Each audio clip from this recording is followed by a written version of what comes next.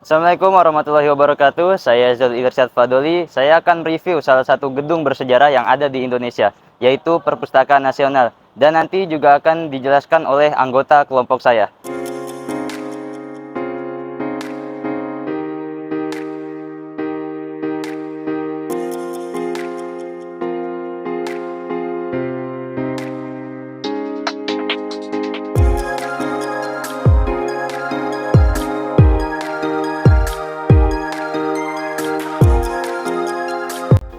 Alasan kami memilih Perpustakaan Nasional ini sebagai bahan review kami dikarenakan Perpustakaan Nasional ini merupakan pusat informasi yang kaya sumber daya dan memiliki peran penting dalam melestarikan warisan budaya. Selain itu, perpustakaan tersebut mungkin memiliki koleksi yang luas dan diversifikasi, mendukung riset, dan memberikan akses terbuka untuk masyarakat. Perpustakaan Nasional ini biasanya merupakan lembaga yang bertanggung jawab atas pengumpulan, penyimpanan, pemeliharaan materi cetak, dan digital yang mencakup warisan nasional. Ini termasuk buku, jurnal, arsip, dan materi lainnya yang mencerminkan kekayaan budaya dan pengetahuan suatu negara. Bangunannya yang megah di Jakarta juga menjadi daya tarik, menyediakan ruang untuk penelitian dan kegiatan budaya. Program digitalisasi mereka memungkinkan akses ke koleksi secara online dan memudahkan penelitian dari berbagai lokasi. Untuk hal yang lebih lengkapnya di gedung perpustakaan ini akan disampaikan langsung oleh masing-masing teman saya.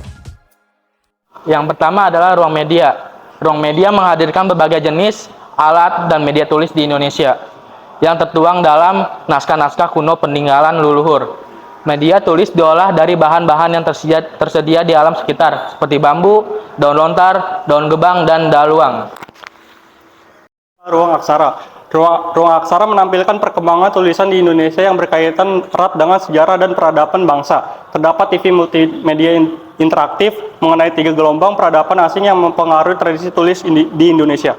Pada perkembangannya, terjadi pula proses asimilasi dengan bahasa-bahasa lokal di Nusantara sehingga menghasilkan bentuk dan sistem aksara yang unik. Ya, di sini ada ruang perpustakaan. Ruang perpustakaan menghadirkan gambar mengenai fungsi perpustakaan sebagai media pengumpulan dan pengolah ilmu pengetahuan. Baik perpustakaan yang lahir dengan bentuk konvensional yang dipresentasikan melalui artefak-artefak buku maupun perpustakaan bergerak diapresiasikan melalui sepeda pusaka interaktif serta film dokumenter mengenai pergerakan perpustakaan komunitas di daerah. Tujuannya sama, untuk turut serta mencerdaskan kehidupan bangsa. Yang keempat adalah ruang peristiwa membaca. Ruang peristiwa membaca menghindarkan aktivitas peristiwa membaca dari zaman ke zaman melalui industri yang digerakkan oleh teknik proyek video mapping. Dalam industri tersebut diceritakan bagaimana karya-karya yang ditulis dihasilkan untuk dibaca atau dibacakan di depan khalayak. Ditulurkan dari individu ke individu, dari kelompok ke kelompok, dari generasi ke generasi, bagaimana bacaan-bacaan itu dipatrikan dalam batu. Dan yang selanjutnya adalah zona pameran. Zona pameran adalah tempat yang terlingkung oleh bidang dan digunakan sebagai sarana penyajian karya untuk dikomunikasikan sehingga dapat diapresiasikan oleh masyarakat luas. Zona pameran biasanya dirancang untuk menampilkan koleksi unik, buku langka, atau artefak bersejarah guna memberikan pengalaman edukatif kepada pengunjung. Jadi itulah beberapa penjelasan yang ada di dalam gedung Perpustakaan Nasional ini. Sebenarnya masih banyak hal-hal unik yang berada di Perpustakaan Nasional. Semoga apa yang kami sampaikan bisa bermanfaat bagi kalian semua.